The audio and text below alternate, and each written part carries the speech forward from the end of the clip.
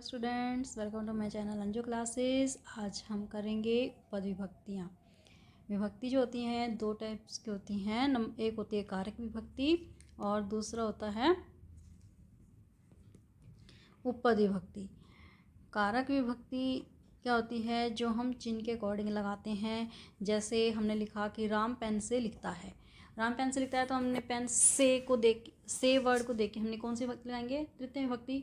राम कल में नहीं लिखती, बट कुछ वर्ड्स ऐसे होते हैं जिसके कारण विभक्ति में चेंज आ जाता है। जैसे नगर के बाहर उद्यान है। नगर के बाहर उद्यान है तो हम क्या होना चाहिए? वैसे तो नगरस्य होना चाहिए। नगर के को देख के हमको क्या लगाना चाहिए? नगरस्य होना चाहिए। षष्ठी विभक्ति लगनी चाहिए। नगरस्य बही उद्यानमस्ति नहीं, बट हम क्या लगाएंगे? नगरात। जब बाहर बही जब वर्ड आ जाता है तो इसकी सेंस में हम लगाते हैं नगरात। कौन सी विभक्ति हुई? पंचमी विभक्ति। ठीक है, अब हम इसमें और पढ़ते हैं, डीप स्टडी करते हैं। इसमें उपपद का अर्थ होता है पदस्य समीपम, अर्थात पद के समीप जिस विभक्ति का प्रयोग किसी विशेष शब्द या प्रयोग में के योग में किया जाता है उसे उपपद विभक्ति कहते हैं। जैसे श्री गणेश को नमस्कार है। यहाँ श्री गणेश को कारक विभक्ति के अनुसार श्री गणेशम होना चाहिए, है ना। दूसरा द्वितीय विभक्ति लगनी चाहिए, बट नमः के योग में कौन सी विभक्ति लगती है? चतुर्थी विभक्ति। अतः अनुवाद होगा श्री गणेशाय नमः। क्या होगा? श्री गणेशाय नमः।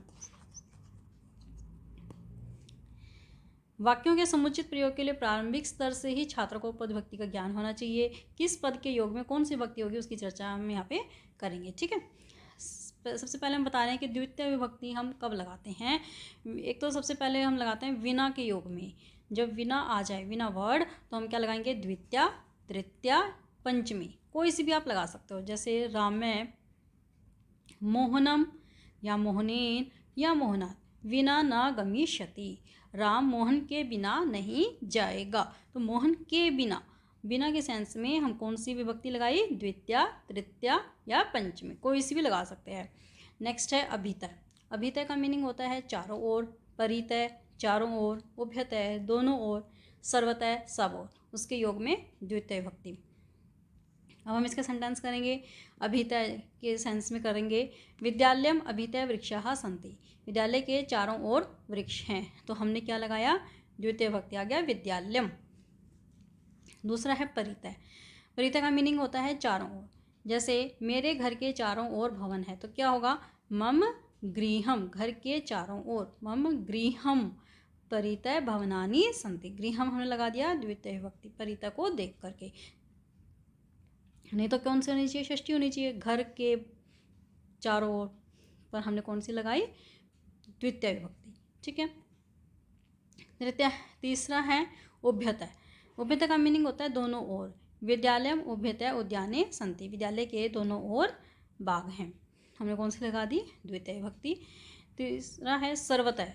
सर्वतय मीन्स होता है सब ओर। दिवाल्यम सर्वतः भक्ताः सन्ति। दिवालय के सब ओर भक्त हैं। दिवाल्यम सर्वतः भक्ताः सन्ति, हमने क्या लगा दिया? दिवाल्यम। नेक्स्ट तीसरा है सम्या, निकट और निक्षा, मीनिंग होता है निकट, इसके योग में द्वितीय विभक्ति। जैसे विद्यालयम सम्या उद्यानम अस्ति। विद्यालय के निकट उद्यान है। क्या लिखा है हमने? समीपा भी लिख सकते हैं, सम्या भी लिख सकते हैं और निक्षा भी लिख सकते हैं, दोनों में सेम मीनिंग होता है। विद्यालयम सम्या उद्यानम अस्ति। विद्यालय के निकट उद्यान है। तीसरा घर के निकट मंदिर है, तो हमने क्या लिखा? गृहम निक्षा मंदिरम अस्ति। द्वितीय विभक्ति हमने लगा दिया निक्षा को देख के। ठीक है, फोर्थ पॉइंट धिक। धिक के योग में द्वितीय विभक्ति। धिक मूर्खम, मूर्ख को धिक्कार है, धिक मूर्खम। नेक्स्ट है प्रति। प्रति की सेंस में, जैसे राम गांव की ओर जाता है, रामे ग्रामम प्रति गच्छति। राम गांव की ओर जाता है। अब हम पढ़ेंगे तृतीय विभक्ति किसकी सेंस में लगती है, किन किन वर्ड्स के साथ में लगेंगे। सह, साकम, सार्धम, समम, इनके योग में लगती है तृतीय विभक्ति। एक एक का हम सेंटेंस पढ़ेंगे इसमें। सह, जैसे राम सीता के साथ जाता है, तो रामे सीत्या। सीता के साथ तो हमने क्या लगाया, तृतीया। सह वर्ड आ गया तो हमने कौन सी लगाई, तृतीया। सीत्या सह गच्छति। अब आ गया साकम। साकम मीन्स मोहन मित्र के साथ पढ़ता है। मोहन मित्रेण साकम पठति। इधर सह भी लिख सकते हैं और साकम भी लिख सकते हैं, सेम मीनिंग है। नेक्स्ट है सार्धम। सार्धम अब हम देखेंगे सार्धम जब वर्ड आ जाए तो अहम तव्या सार्धम क्रीडामि, मैं तुम्हारे साथ खेलता हूँ। अहम तव्या सार्धम क्रीडामि, ठीक है। तव्या का मीनिंग होता है तुम्हारे। नेक्स्ट है समम। गीता सीता के साथ नाचती है। गीता सीत्या समम नृत्यति। साथ, इसमें साथ के देखो कितने सारे वर्ड्स इसमें हमको पता चले, इसमें सबका मीनिंग क्या हो रहा है, साथ ही होता है। नेक्स्ट है अलम। अलम मीन्स होता है मत करो। इसके योग में हम लगाते हैं तृतीय विभक्ति। जैसे शोर मत करो, हमने क्या लगाया, अलम कोलाहलेन। लड़ाई मत करो, अलम विवादेन, तृतीय विभक्ति आ गई। नेक्स्ट है जिस अंग में कोई विकार हो उस अंगवाचक शब्द में तृतीय विभक्ति होती है। जैसे वह आँखों से अंधा है। आँखों से अंधा है तो क्या लगेंगे, स नेत्राभ्याम अंधा है वह, क्योंकि दो आँखें हैं, हमने लगाया द्विवचन, स नेत्राभ्याम अंधा है। और विभक्ति कौन सी लगी, तृतीया। तृतीय विभक्ति का द्विवचन में लगाया। वह मोहन कानों से बहरा है। मोहन है कर्णाभ्याम, दो कान होते हैं इसलिए हमने लगाया कर्णाभ्याम बधिर है। बहरा की होती है बधिर है, ठीक है। नेक्स्ट है हीन। हीन के योग में लगती है तृतीय विभक्ति। जैसे धन से हीन सुशोभित नहीं होता। धनेन हीन न शोभते। हीन पेपर में कैसे आते हैं, डैश दे रखा होगा आपको, जैसे हीन न शोभते क्या लगा देंगे हम, धनेन। हीन की को देखते हमने लगानी है तृतीय विभक्ति। नेक्स्ट है जैसे राम ज्ञान से हीन है। राम ज्ञानेन हीन अस्ति। तृतीय विभक्ति लगी इसमें भी, हीन को देख के ज्ञानेन। अब हम लगाएंगे चतुर्थी विभक्ति का प्रयोग। कहाँ कहाँ पे हमने करना है, जब कोई वस्तु किसी प्राणी को दी जाती है तो उसमें चतुर्थी विभक्ति होती है। देने के लिए हम कौन सी धातु का प्रयोग करते हैं, दा धातु का। कौन सी होती है, दा, और दा की चलती है यच्छति की तरह। जैसे शिक्षक छात्र को पुस्तक देता है तो शिक्षक है छात्राय पुस्तकम यच्छति। यच्छति हमने लगाया तो हमने कौन सी विभक्ति लगा दी, चतुर्थी विभक्ति। अब राजा ब्राह्मण को वस्त्र देता है। राजा ब्राह्मणाय वस्त्रम ददाति। राजा के हम क्या लगा सकते हैं, निरूपय भी लगा सकते हैं। ब्राह्मणाय वस्त्रम ददाति, ठीक है। नेक्स्ट है नमः। नमः के योग में चतुर्थी विभक्ति। जैसे सूर्य को नमस्कार है, सूर्याय नमः, जो हमने एक सेंटेंस पहले भी किया था, गणेश को नमस्कार गणेशाय नमः किया था ना, तो इस तरह से इसका दूसरा सेंटेंस आ गया, सूर्य को नमस्कार है सूर्याय नमः। अब रुच के योग में, धातु के योग में जैसे अच्छा लगे, उसमें चतुर्थी। रुच का मतलब क्या होता है, अच्छा लगना। जैसे राम को फल अच्छा लगता है, रामाय फलम रोचते। नेक्स्ट है क्रुद्ध। क्रुद्ध धातु के योग में चतुर्थी विभक्ति। क्रुद्ध का मीनिंग होता है क्रोध करना। पिता पुत्राय क्रुध्यति। पिता पुत्र पर क्रोध करते हैं। पिता पुत्राय क्रुध्यति, ठीक है। नेक्स्ट है कथ। कथ के योग में चतुर्थी विभक्ति। रामाय पुत्राय कथयति। राम पुत्र को कहते हैं। कथ कहने का मतलब, कथ का मीनिंग होता है कहना। रामाय पुत्राय कथयति। नेक्स्ट है नी प्लस विद के योग में चतुर्थी विभक्ति। नी प्लस विद मतलब निवेद बन गया मिला के। जैसे राम मोहन से निवेदन करते हैं। निवेदन मतलब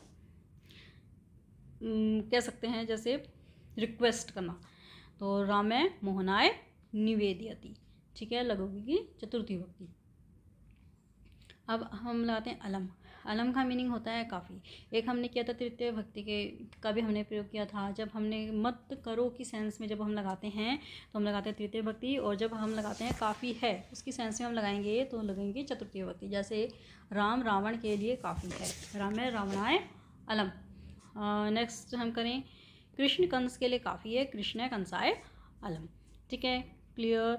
नेक्स्ट पेज पे चलते हैं। अब हम लगाएंगे पंचमी विभक्ति का प्रयोग। भय तथा रक्षा अर्थ वाली भी रक्ष तथा त्रय धातु के योग में जिससे डर लगे या जिससे रक्षा की जाए उसमें पंचमी विभक्ति का प्रयोग होता है। जैसे राम सिंह से डरता है। राम है सिंहात बिभेति, सिंह से डरता है। डरते की सेंस में कौन सी लगी, भी धातु होती है, उसके सेंस में लगती है पंचमी विभक्ति। वीर सिंह से रक्षा करता है, वीर सिंहात रक्षति, रक्ष के भी योग में पंचमी विभक्ति आ गई।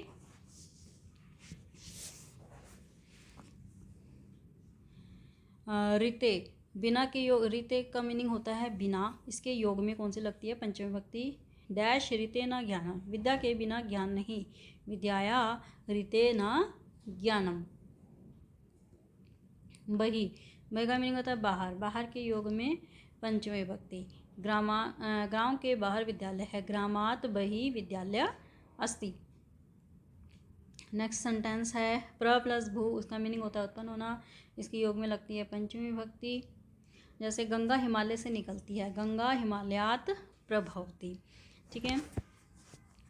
नेक्स्ट है अनंतरम, अनंतरम का मीनिंग होता है बाद में। जैसे हम इसका सेंटेंस है शिक्षक के बाद छात्र गया, तो शिक्षकात अनंतरम छात्र अगच्छत। शिक्षकात शिक्षक के और बाद की हो गई अनंतरम, और छात्र छात्र गया अगच्छत। ठीक है। नेक्स्ट सेंटेंस है जिससे पढ़ा जाए, उसमें पंचमी विभक्ति, मतलब जैसे हम छात्र से अध्यापक से पढ़ते हैं, है ना, घर में मम्मी से पढ़ते हैं, किससे, तो जब पढ़ने की सेंस में आए तो हम लगा देंगे पंचमी विभक्ति। जैसे छात्र अध्यापक से संस्कृत पढ़ता है, छात्र अध्यापकात संस्कृतम पठति, तो सेंस में कौन से लगाएंगे पंचमी विभक्ति। नहीं तो अध्यापकेन होना चाहिए, तृतीय है ना, पर हम कौन से लगाएंगे इसमें पंचमी विभक्ति। षष्ठी विभक्ति का प्रयोग हम किस किस में करते हैं देखेंगे, दूरम, समीपम, अंतिकम। अंतिकम का मीनिंग भी क्या होता है समीप, इसके योग में पंचमी अथवा षष्ठी विभक्ति का प्रयोग होता है। जैसे गांव से दूर नदी है, ग्रामस्य दूरम नदी अस्ति। और दूसरा है विद्यालय के निकट उद्यान है, विद्यालयस्य समीपम उद्यानम अस्ति। समरी, समरी का मतलब होता है याद करना, उसकी सेंस में बालक माता को याद करता है, बालय मातु स्मृति, बालक माता को याद करता है। नेक्स्ट सम, सदृश, तुल्य, ऊपरी के योग में षष्ठी विभक्ति और अधय के योग में षष्ठी विभक्ति। इसका सेंटेंस दे रखा है राम के बिना कोई दूसरा नहीं है, राम के समान, रामस्य समय, समान मीन्स हो गया सम, सदृश्य, तुल्य को अपि अन्य न अस्ति, राम के समान कोई दूसरा नहीं है, को अपि अन्य न अस्ति। नेक्स्ट है वृक्ष के ऊपर कौवा है, वृक्ष से ऊपरी काके अस्ति, कौवा की होगी काके और है कि अस्ति, वृक्ष से ऊपरी काके अस्ति। नेक्स्ट है वृक्ष के नीचे एक मयूर है, मयूर मीन्स होता है मोर, तो वृक्ष से अधः, नीचे में होती है अधः, एक है मयूर अस्ति। ठीक है। अब हम करेंगे सप्तमी विभक्ति का प्रयोग। सप्तमी विभक्ति में होती है निर्धारण में, निर्धारण में षष्ठी या सप्तमी विभक्ति का प्रयोग होता है। जैसे कवियों में कालिदास श्रेष्ठ है ना, कवि नाम भी लगा सकते हैं उसमें, और कविशु लगा सकते हैं। ऐसे कवि नाम हो गया षष्ठी विभक्ति, कविशु हो गया सप्तमी विभक्ति, उसके ये बहुवचन दे रखे हैं, जैसे बालकानाम और बालकेशु होता है ना, उसी तरह से हम या तो षष्ठी लगाएंगे या फिर सप्तमी। नदियों में गंगा श्रेष्ठ है, मतलब एक फेमस चीज़ होगी, जैसे कहने का मतलब निर्धारित है ये, तो नदियों में गंगा श्रेष्ठ है, नदी नाम या नदीशु गंगा श्रेष्ठा। ठीक है। नेक्स्ट पेज पे चलते हैं।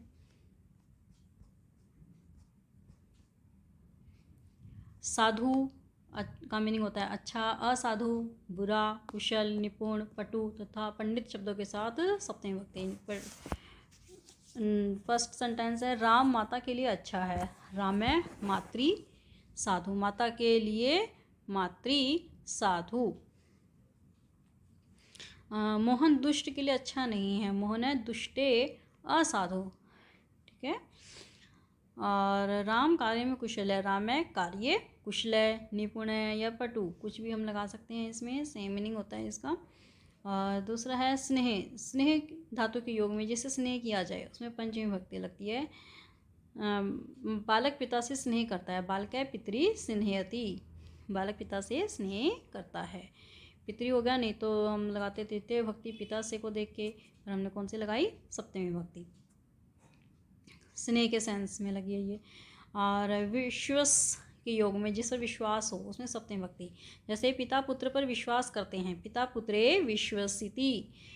और ऐसे अब हम इसकी कर लेते हैं एक्सरसाइज स्टार्ट। अभ्यास है। कोष्ठगते समुचित शब्दैः रिक्त स्थानानि पूरयत। कोष्ठक में दिए गए शब्दों से उचित शब्द चुनकर रिक्त स्थानों की पूर्ति करो। फर्स्ट सेंटेंस है डैश पुस्तकम रोचते, तो इसमें क्या आना चाहिए? बालकस्य, बालकम या बालकाय। अगर रुच धातु होती है तो हम कौन सी विभक्ति लगाते हैं? चतुर्थी विभक्ति। तो क्या आ जाएगा? बालकाय। नेक्स्ट सेंटेंस डैश बहि मंदिरम अस्ति, क्या आ जाएगा? गृहात। जब बही होता है तो हम लगाते हैं पंचमी विभक्ति। वैसे हमारी कौन सी होनी चाहिए? षष्ठी विभक्ति, कि घर के बाहर क्या है? मंदिर है। पर तो हमने क्या लगाई? पंचमी विभक्ति, क्योंकि बही आ गया। ठीक है। डैश मयूर श्रेष्ठ है, मोर श्रेष्ठ है किसमें? पक्षियों में। तो क्या आ जाएगा? खगेशु, पक्षियों में मोर श्रेष्ठ है। नेक्स्ट है धिक, धिक दुष्टम, धिक्कार, दुष्ट को धिक्कार। धिक के योग में कौन सी विभक्ति लगती है? द्वितीय विभक्ति लगती है। डैश विना न ज्ञानम, किसके बिना ज्ञान नहीं है? विद्याया, विद्यायाम या विद्याय, क्या आ जाएगा? विद्याया। पंचमी विभक्ति इसमें लगेगी विना के सेंस में। ठीक है। नेक्स्ट है मोहन डैश प्रति गच्छति, मोहन की ओर जाता है। किसकी ओर जाता है? विद्यालय की ओर। तो हम क्या लगा देंगे? विद्यालय। प्रति के सेंस में हमारी लगती है द्वितीय विभक्ति। नेक्स्ट सेंटेंस है स डैश स्मृति, वह याद करता है। किसको याद करता है? जनके, जनकेन या जनकस्य, जनकस्य, वह पिता को याद करता है। जनकस्य। नेक्स्ट है अयम बालके तस्मै डैश अलम, यह बालक उसके लिए काफ़ी है। जब काफ़ी, जब मैंने बताया था अलम होगा काफ़ी की सेंस में, तब हम कौन सी विभक्ति लगाएंगे? चतुर्थी विभक्ति। तो क्या आ जाएगा? बालकाय। ठीक है। वैसे लगती है तृतीय विभक्ति लगती है अलम कोलाहलेन, जैसे हमने पढ़ा था अलम विवादेन, तृतीय विभक्ति लगती है। परंतु जब काफ़ी की सेंस में हम लगाएंगे तो कौन सी लगाएंगे? चतुर्थी विभक्ति। ठीक है। नेक्स्ट सेंटेंस है सीता डैश गणितम पठती, क्या आ जाएगा? अध्यापकस्य, अध्यापकेन या अध्यापकात्। क्या आ जाएगा? अध्यापकात्। जब किसी से पढ़ने की बात होती है तो हम कौन सी विभक्ति लगाते हैं? पंचमी विभक्ति लगती है। नेक्स्ट है नमः डैश, नमः शिवाय। ठीक है। शिव को नमस्कार। नमः के योग में लगाया हमने शिवाय। ठीक है। डैश हीन सफल न भवती, क्या आ जाएगा? डैश से हीन को सफलता नहीं मिलती है। परिश्रम से हीन, तो क्या आ जाएगा? परिश्रमेण। क्या आ जाएगी? तृतीय विभक्ति। ठीक है।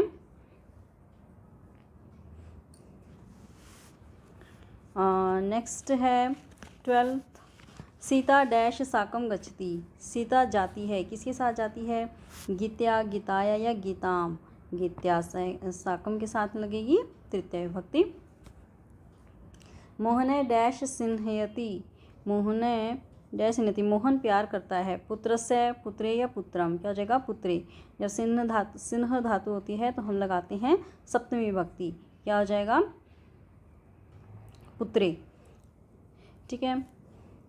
नेक्स्ट सेंटेंस है छात्रा डैश निवेदिती, छात्र निवेदन करता है। किसको? गुरु को। तो क्या हो जाएगा? गुरुवे। जब निवेदन के सेंस में हमने कौन सी लगानी है? चतुर्थी विभक्ति। वैसे तो क्या होना चाहिए? गुरुम होना चाहिए, गुरु को निवेदन करता है, परंतु हमने क्या लगाएंगे? चतुर्थी विभक्ति, गुरुवे। नेक्स्ट है पुत्रे डैश कथयति, पुत्र कहता है। किसको कहता है? पिता से कहता है। जब कथ्य धातु होती है तो हम क्या कौन सी लगाते हैं? सप्तमी विभक्ति। क्या हो जाएगा? पित्रे। ठीक है। सॉरी, चतुर्थी विभक्ति। कौन सा हो जाएगी? चतुर्थी विभक्ति, पित्रे आ जाएगी इसमें। अयम भिक्षुक डैश बधिर, यह भिखारी बहरा है। किससे बहरा है? कानों से। तो दो कान होते हैं तो क्या आ जाएगा? कर्णाभ्याम। करेक्ट। नेक्स्ट है डैश निक्षा विद्यालय अस्ति, एक समीप विद्यालय है। किसके समीप विद्यालय है? घर के। तो क्या आ जाएगा? वैसे तो गृहस्थ होना चाहिए घर के समीप, तो क्या आ जाएगा? गृहम। निक्षा के सेंस में द्वितीय विभक्ति लग गई। Next page. डैश परितः भवनानि सन्ति, इसके चारों ओर भवन है, किसके चारों ओर? विद्यालय के, तो क्या हो जाएगा? विद्यालयम। विद्यालय से नहीं होगा, क्या हो जाएगा? विद्यालयम, क्योंकि परिता दे रखा है। परिता के योग में द्वितीय विभक्ति। ठीक है। स डैश काणे अस्ति, वह काना है, किससे? आँख से काना है, तो क्या हो जाएगा? नेत्रेण। नेत्रभ्याम नहीं आ सकता, द्विवचन है, और नेत्रेण नहीं आ सकता, द्विवचन है दोनों के, है ना। तो क्या आ जाएगा? नेत्रेण। एक आँख से काना होता है। नेक्स्ट सेंटेंस है सा डैश निपुणा अस्ति, वह निपुण है, वह होशियार है, किसमें? कार्य में, तो क्या हो जाएगा? कार्य। स कार्ये निपुणा अस्ति, तो सप्तमी विभक्ति निपुण के सेंस में। ठीक है। डैश उभयतः पर्वतः सन्ति, इसके चारों ओर, उभयतः मीन्स दोनों ओर, पर्वत हैं, किसके दोनों ओर? मार्ग के, तो क्या हो जाएगा? मार्गम। उभयतः के सेंस में द्वितीय विभक्ति, मार्ग से नहीं होगा, क्या हो जाएगा? मार्गम। नेक्स्ट क्वेश्चन है रामे डैश बिभेति, राम डरता है, किससे डरता है? सर्पात। रामे सर्पात बिभेति। नेक्स्ट क्वेश्चन इयम नदी डैश प्रभवती, यह नदी निकलती है, कहाँ से उत्पन्न होती है? पर्वत से, पर्वतात, क्या हो जाएगा? पर्वतात, पर्वत से, पंचमी विभक्ति लग जाएगी प्रभव की सेंस में। नेक्स्ट है डैश अनंतरम अहम गमिष्यामि, इसके बाद मैं घर जाऊंगा, बाद में घर जाऊंगा, इसके बाद? पढ़ने के बाद, क्या हो जाएगा? पठनात्, पढ़ने के बाद, पंचमी विभक्ति लगेगी अनंतरम के योग में। ठीक है। नेक्स्ट है डैश रीते कुते धनम, बिना कहाँ धन, किसके बिना धन? श्रम के बिना, तो क्या आ जाएगा? शर्मात। क्या आ जाएगा? शर्मात रीते कुते धनम, किसके योग में? रीते के योग में पंचमी विभक्ति लग गई। नेक्स्ट सेंटेंस है डैश तुल्य को अपि नास्ति, उसके समान कोई नहीं है, किसके समान? राजेशस्य या राजेशम या राजेशात, क्या हो जाएगा? राजेशस्य। तुल्य के योग में षष्ठी विभक्ति, राजेशस्य। नेक्स्ट है गोविंद डैश सार्धम नृत्यति, गोविंद इसके साथ नाचता है, किसके साथ? कृष्ण के साथ, तो क्या हो जाएगा? कृष्णेन। तृतीय विभक्ति लगेगी सार्धम के साथ में, सार्धम मीन्स होता है सात, तो सात के योग में लगती है तृतीय विभक्ति। नेक्स्ट है रामे डैश पटु, राम होशियार है, किसमें? वंशीवादनेन, वंशीवादनम या वंशीवादने, वंशीवादने। ठीक है, बजाने में, सप्तमी विभक्ति, पटु के योग में सप्तमी विभक्ति लगेगी वंशीवादने। डैश समीपम सरोवर अस्ति, इसके समीप सरोवर है, मंदिर के समीप सरोवर है, तो क्या हो जाएगा? मंदिरम। समीपम के योग में द्वितीय विभक्ति लगी, मंदिरम समीपम सरोवर अस्ति। अध्यापक डैश क्रुध्यति, अध्यापक गुस्सा करता है, किसके ऊपर? छात्राए, छात्र के ऊपर, क्रुद्ध के योग में चतुर्थी विभक्ति लगी। ठीक है, एक्सरसाइज ये कंप्लीट हो गई है, अब आप इसकी प्रैक्टिस कर लो। Thank you.